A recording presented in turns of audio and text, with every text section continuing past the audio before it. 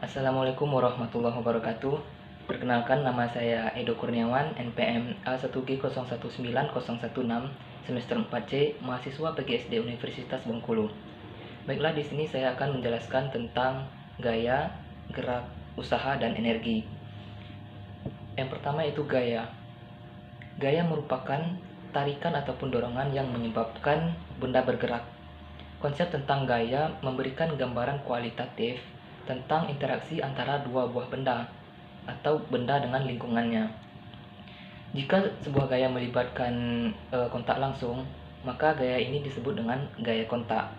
Gaya kontak itu sendiri merupakan tarikan ataupun dorongan yang dilakukan oleh tangan kita sendiri. Nah, contoh yang tarikan dorongan itu seperti membuka pintu, menendang bola, dan lain-lain.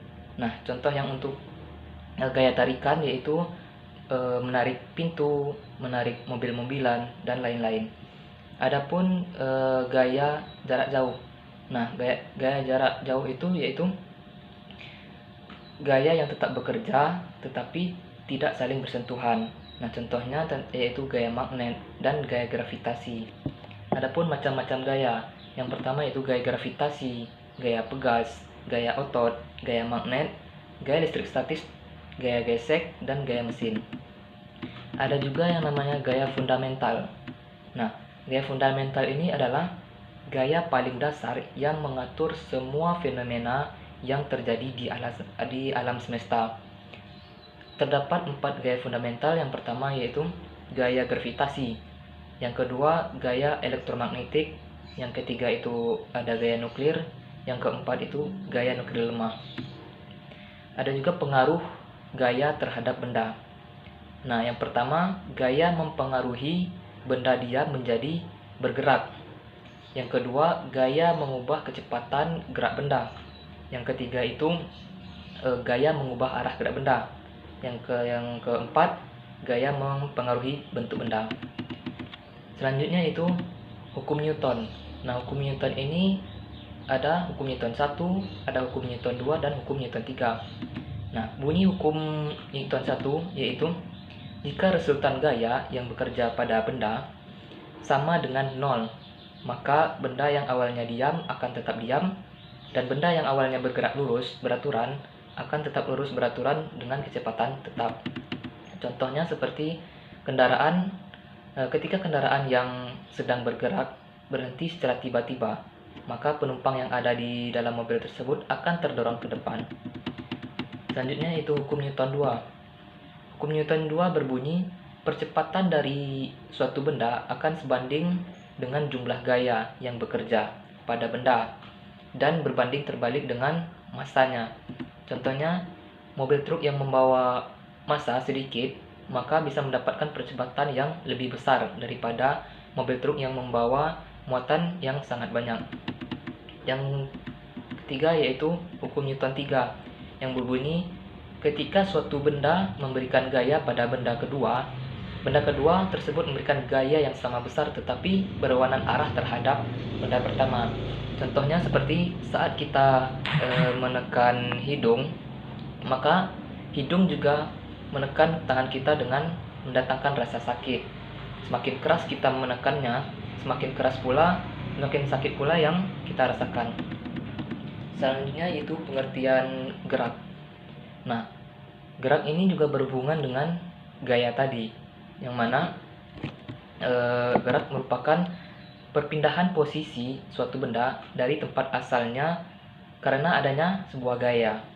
Suatu benda dikatakan bergerak jika mengalami perubahan kedudukan terhadap titik acuan. Nah, ada beberapa gerak lurus. Yang pertama yaitu gerak lurus beraturan. Gerak lurus beraturan itu adalah gerak benda yang lintasannya berupa garis lurus dengan kecepatannya tetap. Contohnya seperti kereta yang bergerak di rel yang lurus dan datar, dan mobil di jalan tol lurus yang dijalankan dengan kecepatan tetap. Yang kedua itu gerak lurus berubah beraturan. Nah, gerak lurus beraturan ini adalah gerak benda dengan lintasan berupa garis lurus yang kecepatannya mengalami perubahan yang sama untuk waktu. Gerak lurus beraturan dipercepat adalah kecepatannya bertambah setiap saat, dan gerak lurus berubah beraturan perlambat, kecepatannya berkurang setiap saat. Ada juga gerak jatuh bebas, yang mana gerak jatuh bebas ini adalah gerak sebuah benda yang jatuh dari suatu ketinggian tertentu. Disebut dengan jatuh bebas ini adalah karena gerak ini bebas dari adanya suatu gaya dorong. Nah, ini berbeda dengan gerak-gerak benda di lantai misalnya, di mana kita harus mendorongnya agar benda mulai bergerak. Pada gerak jatuh bebas ini, kita tidak perlu mendorong benda agar jatuh ke bawah, tetapi benda mulai bergerak jatuh dengan sendirinya tanpa harus ada gaya dorong.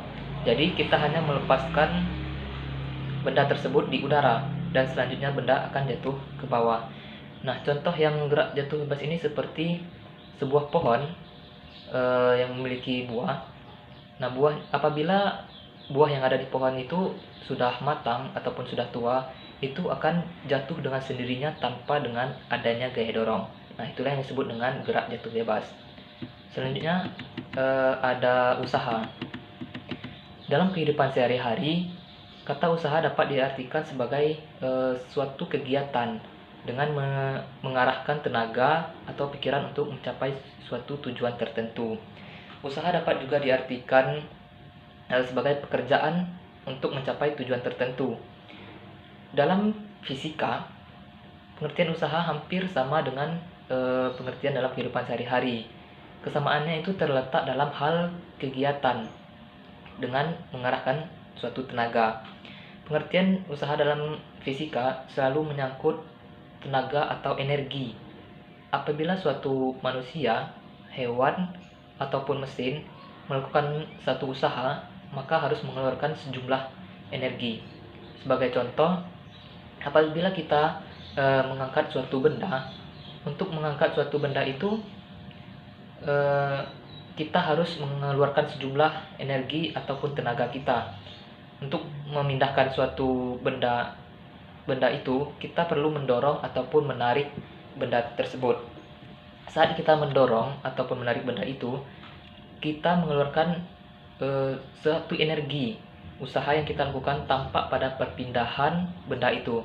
Namun perlu dicermati, dalam fisika, gaya diartikan dan dapat dikatakan menghasilkan usaha apabila menghasilkan suatu perpindahan. Selanjutnya itu energi, yang mana energi itu merupakan sebagai kemampuan untuk melakukan suatu usaha. Nah, energi dan usaha tadi itu juga saling berkaitan. Energi juga mempunyai manfaat luar biasa bagi kehidupan di bumi. Jika terjadi perubahan bentuk energi, misalnya nih, lampu listrik akan bermanfaat jika ada perubahan dari energi listrik menjadi energi cahaya. Nah, macam-macam energi ini terbagi menjadi dua, ada yang diperbarui dan ada yang tidak diperbarui. Nah, sumber energi alternatif adalah sumber energi sebagai pengganti sumber energi tak diperbarui. Semua sumber energi diperbarui termasuk sumber energi alternatif. Sumber energi terbarui didefinisikan sebagai sumber energi yang dapat dengan cepat diisi kembali oleh alam. Proses berkelanjutan juga. Berikut ini adalah yang termasuk sumber energi terbarui, yaitu matahari, angin, air, biomasa, dan panas bumi. Selanjutnya itu sumber energi yang tak diperbarui, yaitu sebagai sumber energi yang tidak dapat diisi kembali oleh alam dalam waktu yang singkat. Contohnya seperti yaitu minyak bumi, gas alam, propen, batu bara, dan uranium. Mungkin itu saja yang dapat saya jelaskan. Apabila terdapat kekurangan, saya mohon maaf. Wabillahi taufiq wal hidayah. Wassalamualaikum warahmatullahi wabarakatuh.